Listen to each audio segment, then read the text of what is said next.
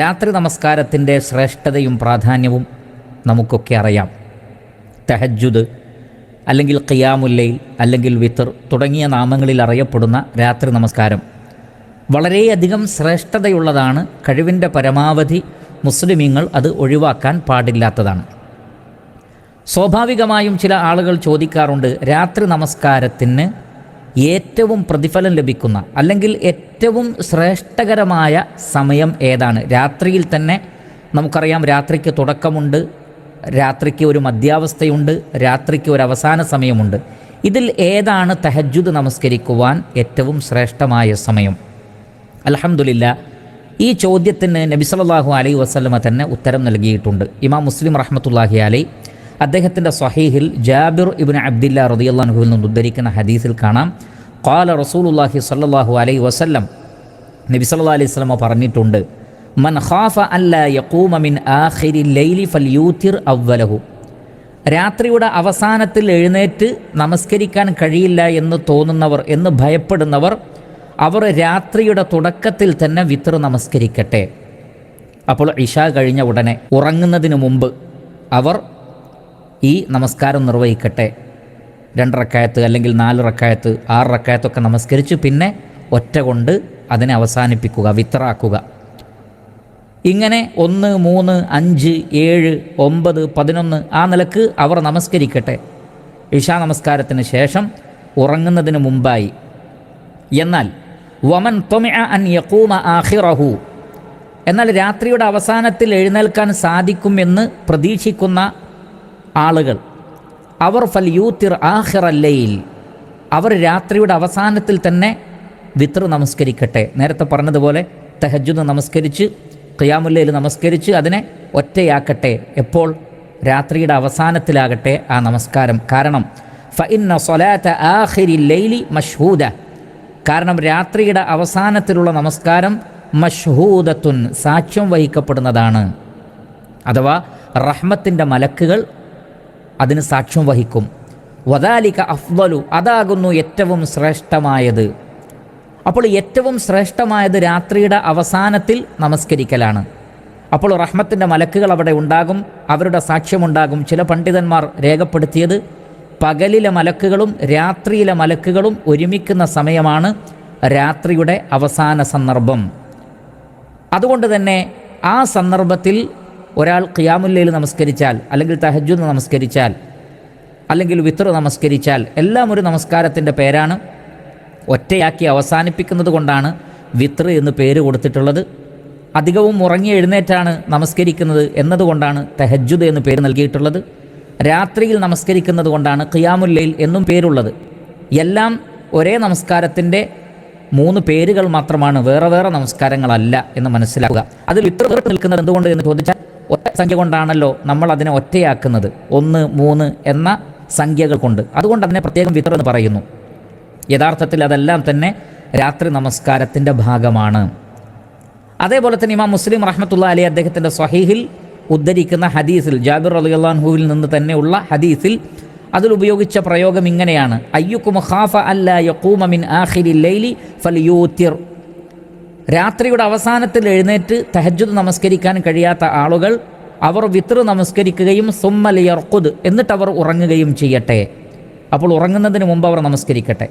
വമൻ വസിഖ ബിഖിയാമിൻ മിനൽ ലൈലി, എന്നാൽ ആരെങ്കിലും രാത്രിയിൽ ഉറങ്ങിയതിന് ശേഷം എഴുന്നേറ്റ് നമസ്കരിക്കുമെന്നവർക്ക് ഉറപ്പുണ്ടെങ്കിൽ ഫൽയൂതിർ മിൻ ആഖിരിഹി, അവർ രാത്രിയുടെ അവസാനത്തിൽ വിത്ർ നമസ്കരിക്കട്ടെ. കാരണം ഫഇന്ന ഖിറാഅത ആഖിരിൽ ലൈലി മഹ്ദൂറത്തുൻ വദാലിക അഫ്ളലു, രാത്രിയുടെ അവസാനത്തിലുള്ള ഖിറാഅത്ത്, ഖുർആനിൻ്റെ പാരായണം, ആ നമസ്കാരം മഹ്ദൂറത്തുൻ, മലക്കുകളാൽ ഹാജരാക്കപ്പെടുന്നതാണ്. എന്ന് പറഞ്ഞാൽ മലക്കുകളുടെ സാക്ഷ്യം അവിടെ ഉണ്ടാകുന്നതാണ്, മലക്കുകൾ അവിടെ ഉണ്ടാകുന്നതാണ്. വദാലിക അഫ്ളൽ, അതാകുന്നു ഏറ്റവും അഫ്ളലായിട്ടുള്ളത് എന്നാണ്. ഇന്ന ഖുർആനിൽ ഫജ്രി കാന മശ്ഹൂദ എന്ന് പരിശുദ്ധ ഖുർആനിലും കാണാം. ഫജ്റിനോടടുത്ത സമയത്തുള്ള ഖിറാഅത്ത് അത് മലക്കുകൾ സാക്ഷ്യം വഹിക്കുന്നതാണ്.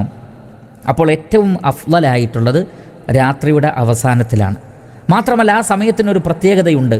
എന്താണത്? ഇമാം ബുഖാരി റഹ്മത്തുള്ളാഹി അലൈഹി അദ്ദേഹത്തിൻ്റെ സ്വഹീഹിൽ അബൂ ഹുറൈറ റളിയല്ലാഹു അൻഹുവിൽ നിന്ന് ഉദ്ധരിക്കുന്ന ഹദീസിൽ കാണാം, അന്ന റസൂലല്ലാഹി സ്വല്ലല്ലാഹു അലൈഹി വസല്ലമ ഖാൽ, നബി സല്ലല്ലാഹു അലൈഹി വസല്ലം പറഞ്ഞിരിക്കുന്നു, യൻസിലു റബ്ബുനാ തബാറക വ തആല കുല്ല ലൈലത്തിൻ ഇല സമാഇ ദുനിയ ഹീന യബ്ഖാ സുലുസുൽ ലൈലിൽ ആഖിർ.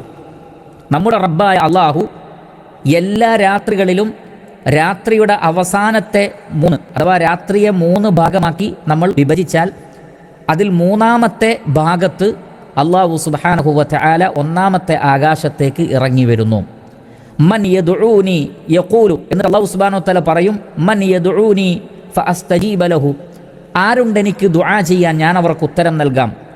മൻ യസ്അലുനി ഫഉഅതിയഹു, ആരുണ്ട് എന്നോട് ചോദിക്കാൻ ഞാൻ അവർ ആവശ്യപ്പെട്ടത് നൽകാം. മൻ യസ്തഗ്ഫിറുനി ഫഅഗ്ഫിറ ലഹു, ആരുണ്ട് എന്നോട് പാപമോചനം തരാൻ അവർക്ക് ഞാൻ പുറത്തു കൊടുക്കാം. ഇങ്ങനെ അള്ളാഹു പറഞ്ഞുകൊണ്ട് 1-ാമത്തെ ആകാശത്ത് അള്ളാഹു സുബ്ഹാനഹു വ തആല ആകാശത്തേക്ക് ഇറങ്ങി വരും. ഇത് മുതവാത്തിറായ ഹദീസാണ്. അള്ളാഹുവിൻ്റെ ഇറക്കം 1-ാമത്തെ ആകാശത്തിലേക്കുള്ള ഈ ഇറങ്ങൽ എന്നുള്ളത് മുതവാത്തിറായി സ്ഥിരപ്പെട്ടതാണ്. ധാരാളം സഹാബികളിലൂടെ, ധാരാളം താബിയങ്ങളിലൂടെ, ധാരാളം താബിയങ്ങളിലൂടെ ധാരാളം മുഹദ്ദിസുകൾ രേഖപ്പെടുത്തിയിട്ടുള്ള ഹദീസാണ്, മുതവാത്തിറായ ഹദീസാണ്. അള്ളാഹു സുബ്ഹാനഹു വ തആല 1-ാമത്തെ ആകാശത്തേക്ക് ഇറങ്ങി വരും. എന്നാൽ അള്ളാഹുവിൻ്റെ ഇറക്കം എങ്ങനെയാണ് അത് നമുക്കറിയില്ല. കാരണം ലൈസ കമിസ്ലിഹി ഷൈഉൻ, അള്ളാഹുവിനെ പോലെ ഒന്നുമില്ല. അതുകൊണ്ട് തന്നെ അത് നമുക്ക് ഉപമിക്കാൻ നമുക്ക് സാധ്യമല്ല. ഒരു സൃഷ്ടിയോടുമായി ഇറക്കത്തെ നമ്മൾ ഉപമിക്കരുത്. ഒന്നിനോട് നമ്മൾ താരതമ്യം ചെയ്യാൻ പാടില്ല. അള്ളാഹു അവൻ്റെ മഹത്വത്തിനനുസരിച്ച് അവൻ ഇറങ്ങി വരും. അങ്ങനെയുള്ള സമയമാണ് രാത്രിയുടെ അവസാന സമയം. ആ സമയത്തുള്ള പ്രാർത്ഥനകൾക്ക് ഉത്തരം ലഭിക്കും. അതുകൊണ്ട് നമസ്കരിച്ചുകൊണ്ടിരിക്കെ ദുആ ചെയ്യുക, തശഹുദിൽ ദുആ ചെയ്യുക, സുജൂദിൽ ദുആ ചെയ്യുക. ആ ദുആകളൊക്കെ അള്ളാഹു സ്വീകരിക്കുന്ന സമയമാണ്. അതുകൊണ്ട് വിത്ർ നമസ്കാരം രാത്രിയുടെ അവസാനത്തേക്ക് മാറ്റിവെക്കലാണ് ഖൈർ. ഇവിടെ ഒരു ചോദ്യമുണ്ടാകും, രാത്രിയുടെ അവസാനത്തെ 3 ഭാഗം എന്ന് പറയുമ്പോൾ അതിനെ എങ്ങനെയാണ് കണക്കാക്കേണ്ടത്? അവിടെ നമ്മൾ മനസ്സിലാക്കേണ്ടത്, രാത്രിയെ മൊത്തം കണക്കാക്കിയിട്ട് അതിനെ 3 കൊണ്ട് ഡിവൈഡ് ചെയ്യുക. അപ്പോൾ എത്ര മണിക്കൂറാണ് ഓരോ 3 എന്ന് നമുക്ക് കിട്ടും. ഉദാഹരണത്തിന് നമ്മൾ തുടങ്ങേണ്ടത്, രാത്രി കണക്ക് കൂട്ടുന്നത് ഇശാ മുതൽക്കല്ല, മഗ്രിബ് മുതൽക്കാണ്. പല ആളുകൾക്കും അതിലുള്ളൊരു തെറ്റിദ്ധാരണ, അവർ ഇശാൻ്റെ സമയം മുതൽക്കാണ് രാത്രിയെ കണക്കാക്കുന്നത്. അങ്ങനെയല്ല. രാത്രി തുടങ്ങുന്നത് മഗ്രിബോട് കൂടിയാണ്. മഗ്രിബ് ബാങ്ക് കൊടുക്കുന്ന കറക്റ്റ് സമയത്താണ് രാത്രി തുടങ്ങുന്നത്. അപ്പോൾ മഗ്രിബ് മുതൽ ഫജ്ർ ബാങ്ക് കൊടുക്കുന്നത് വരെ എത്ര മണിക്കൂറുണ്ട് എന്ന് നോക്കുക. ഉദാഹരണത്തിന് മഗ്രിബ് ബാങ്ക് കൊടുക്കുന്നത് 6 മണിക്കാണെങ്കിൽ ഫജ്ർ ബാങ്ക് കൊടുക്കുന്നതും മറ്റൊരു 6 മണിക്കാണെങ്കിൽ രാത്രി 12 മണിക്കൂറുണ്ട് എന്ന് മനസ്സിലാക്കാം. രാത്രി 12 മണിക്കൂർ ഉണ്ട് എന്ന് മനസ്സിലാക്കുക. അപ്പോൾ ഈ 12നെ 3 കൊണ്ട് നമ്മൾ ഡിവൈഡ് ചെയ്താൽ നമുക്ക് 4 മണിക്കൂർ എന്നാണ് കിട്ടുക. അപ്പോൾ ആദ്യത്തെ 1-ാമത്തെ 3 ഭാഗം, രാത്രിയുടെ ആദ്യത്തെ ഭാഗം എന്ന് പറയുന്നത് 1/3 എന്ന് പറയുന്നത് 6 മുതൽക്ക് 4 മണിക്കൂർ കൂട്ടിയാൽ 6ഉം 4ഉം 10. അപ്പോൾ 10 മണിയാണ്. രാത്രിയെ 3 ഭാഗിച്ചാൽ അതിൻ്റെ 1-ാമത്തെ ഭാഗം 10 മണി വരെയാണ്. 2-ാമത്തെ ഭാഗം എന്ന് പറയുന്നത് 10 മുതൽ വീണ്ടും 4 മണിക്കൂർ കൂട്ടിയാൽ 2 മണി. 2 മണി വരെയാണ് രാത്രിയുടെ 2-ാമത്തെ ഭാഗം. പിന്നെ രാത്രിയുടെ 3-ാമത്തെ ഭാഗം വരുന്നത് 2 മണി മുതൽ പിന്നെ 6 മണി വരെയാണ്. അതാണ് രാത്രിയുടെ 3-ാമത്തെ ഭാഗം. ഒന്നുകൂടി വ്യക്തമായി പറഞ്ഞാൽ, രാത്രിയെ നമുക്ക് 3 വിഭജിക്കണം. എങ്ങനെയാണത്? മഗ്രിബ് മുതൽ ഫജ്ർ ബാങ്ക് കൊടുക്കുന്നത് വരെ എത്ര മണിക്കൂറുണ്ട് എന്ന് നോക്കുക. അതിനെ 3 ഡിവൈഡ് ചെയ്യുക. എന്നിട്ട് അതിൻ്റെ 3-ാമത്തെ ഭാഗം ഏത് സമയം മുതലാണോ തുടങ്ങുന്നത് അതാണ് രാത്രിയുടെ അവസാന സമയം. അതേപോലെ തന്നെ രാത്രി പകുതി കണക്കാക്കാനും ഇതേ തത്വം തന്നെയാണ്. നമുക്ക് രാത്രിയുടെ പകുതി എപ്പോഴാണ് എന്നറിയണം. നിസ്ഫുൽ ലൈൽ, രാത്രിയുടെ കറക്റ്റ് ഹാഫ് ഏത് സമയത്താണ് എന്നറിയണമെന്നുണ്ടെങ്കിൽ നമ്മളതിനെ കണക്കാക്കേണ്ടത് മഗ്രിബ് ബാങ്ക് കൊടുക്കുന്നത് മുതൽ ഫജ്ർ വരെയുള്ള മണിക്കൂർ നോക്കുക. എന്നിട്ട് അതിനെ നേരെ 2 കൊണ്ട് ഡിവൈഡ് ചെയ്താൽ എത്രയാണോ കിട്ടുന്നത് ആ സമയം മുതലാണ് രാത്രിയുടെ പകുതി തുടങ്ങുന്നത്. അപ്പോൾ എങ്ങനെയാണ് അതിനെ കണക്കാക്കേണ്ടത്? അപ്പോൾ രാത്രിയെ 3 ഭാഗിച്ച് അതിൻ്റെ 3-ാമത്തെ ഭാഗം തുടങ്ങുന്നത് എങ്ങനെയാണ് കണക്കാക്കേണ്ടത്? മഗ്രിബ് മുതൽ ഫജ്ർ വരെയുള്ള സമയം നമ്മൾ കണക്കാക്കിയിട്ട് അതിനെ 3 കൊണ്ട് ഡിവൈഡ് ചെയ്താൽ നമുക്കത് ലഭിക്കുന്നതാണ്. ഈ സമയം നോക്കിയിട്ടാണ് നാം സമയം രാത്രിയിൽ തിരഞ്ഞെടുക്കേണ്ടത്. അതാണ് ഏറ്റവും അഫ്ദലായ, ഏറ്റവും ശ്രേഷ്ഠമായ സമയം. എന്നാൽ ആ സമയത്ത് ഞാൻ എഴുന്നേൽക്കുകയില്ല, ഉറങ്ങിപ്പോകുമെന്ന് ഭയപ്പെടുന്നവർ ആ നമസ്കാരം ഉപേക്ഷിക്കല്ല വേണ്ടത്. മറിച്ച് ഉറങ്ങുന്നതിന് മുമ്പ് തന്നെ വിത്ർ നമസ്കരിച്ച് കിടന്നുറങ്ങുകയാണ് വേണ്ടത്. അല്ലാഹു സുബ്ഹാനഹു വ തആല നാം ഏവരെയും രാത്രി നമസ്കരിക്കുന്ന ആളുകളിൽ ഉൾപ്പെടുത്തി അനുഗ്രഹിക്കുമാറാകട്ടെ.